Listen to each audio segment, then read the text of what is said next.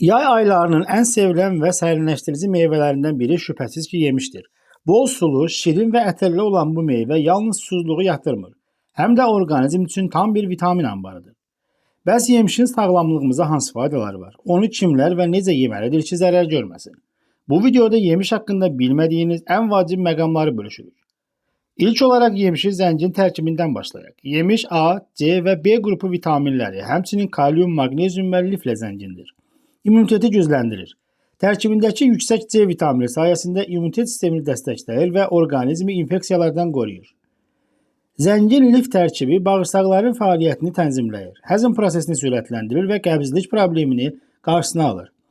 Ürək və damarlara xeyri isə kaliumla zəngin olması qan təzyiqini tənzimləməyə kömək edir və ürək-damar xəstəlikləri riskini azaldır.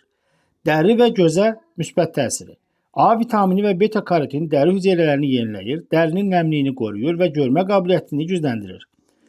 Bəs yemişi düzgün istifadə və onu necə düzgün formada seçmək lazımdır. Yemişin faydalarından tam olaraq yararlanmaq üçün onu düzgün seçmək və doğru vaxtda yemək vacibdir. Yaxşı yemişi necə seçmək olurlar?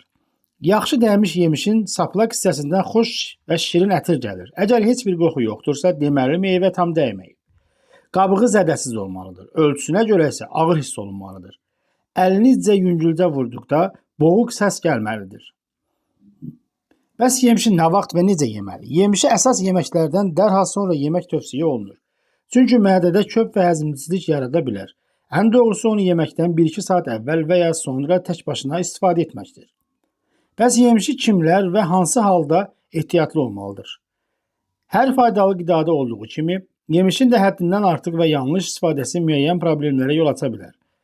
Şəxsən şəkər xəstələri. Yemişin glimenik indeksi yüksək olduğuna görə qanda şəkərin səviyyəsini tez qaldıra bilər. Şəkərli diabetdən əziyyət çəkənlər porsiyaya diqqət etməlidir.